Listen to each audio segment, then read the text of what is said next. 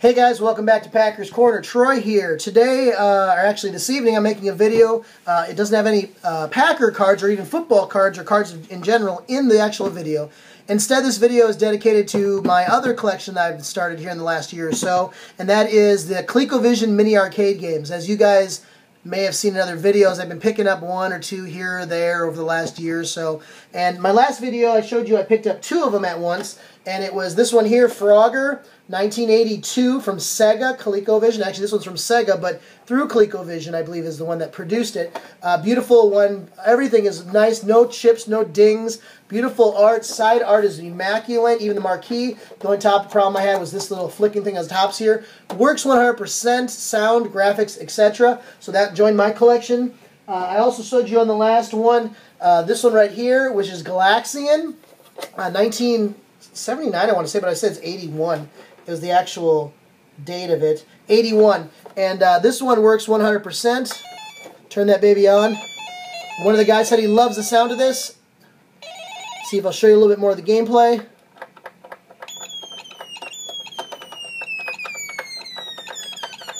There we go. Works 100%. Great game. Loved these games when I was a kid. It was one of those things I never was able to own because they were pretty pricey. I mean, back in the early 80s, if they were, you know, $40 to $50 to $60 a game, you couldn't touch that. That was expensive. I never have a toy quite that much. But anyways, those I showed you last week. This week I got one game in that I didn't even know was out there until about 6 months ago, and I didn't think I could buy it because it's actually pretty pricey, but I found a good deal on it and picked one up. So, obscure, I didn't know that Parker Brothers made this game in a mini arcade form, but the game that I picked up is Qbert. You guys, if you're a kid from the 80s, you definitely know Qbert. This one's in pretty good shape, even has the battery cover still on it, which is always a tough thing to find on some of these older games. There's people that actually just buy these broken just to have the battery case because it's tough to find sometimes. This one's in pretty good shape. Cosmetically, it's really good. The only thing is that the top marquee part fell off, the side sticker also fell off, and the other ones that are on there are pretty faded, but you can buy repops of those really, really nice ones that I may decide to do a little bit later. And what's especially nice about this one is it actually still 100% works.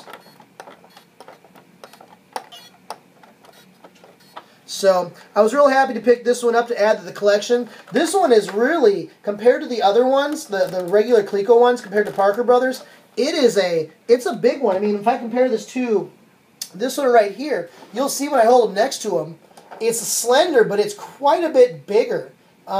They went with a different style than the Coleco did, at least the Parker Brothers did. But it's a great looking game since you only need the joystick and you don't really need a button. Although this Frogger, you don't really need a button other than the reset. So, and I don't think that Coleco had the rights to this. But great game. Love this game. It'll look great on the shelf that I plan to put it on once we get a new house. Probably put it either in the family room where the TV is, a little shelf with them all, or I'll probably put it in the office. But, of course, I told you guys, I'm kind of going crazy with these mini arcade games. I'm loving them. I think right now I have about maybe 7 or 8 of them. And the number 8 one I picked up, let's just say it's a big one. It's a big one. It's one that generally costs somewhere in the vicinity of $75 to $150. If it's still in the box, you're going to pay more. If you can find one less than $75 or less than $100, it's usually really, really bad shape. This one is in really, really good shape. It's also one of these games that I tried doing what some of you guys do with cards, and I usually don't do it with cards too often. I think you guys call it, or we call it shill bidding, where you wait till like 5 seconds left, you put a bid in. Yeah, I won it that way, but I won it really in an odd way. I put in a bid. Let's say a bid for $52.50, and because I did it on my phone, I typed it in, and let's just say it ended up being a bid of like $525. And then I couldn't figure out why it said, you know, like more than $52, and I won. And then I went back and I saw that I bid like $500-something, and I won it. And so I'm very fortunate that I didn't break the bank. And actually, it was actually less than what they normally go for. So without further ado, the one that I won, and this is the Hoss, 1982 Zaxxon. This thing is just a beast. I don't even know if you can tell by the video that this thing is a Hoss. I mean, it is just a huge. And look at this. Even the controller It's like a little joystick you would see in the actual arcade games. You gotta love that. It is in beautiful shape. All the stickers are beautiful. All the art is completely stuck on. Nothing's fallen off. Nothing is damaged on it. It has the battery cover underneath, still looking beautiful. Even the insides, there's no corrosion on it. And to make it even better, it still works. Haven't played it much yet because I just got it, but it is a hard game. I don't know if you guys can see that. I'm trying to hold so you guys can see it. And to show how big of a hoss this actually is, here's the Frogger. From the front, look at the difference. From the side, look at the difference. This thing is a hoss. It is just mammoth.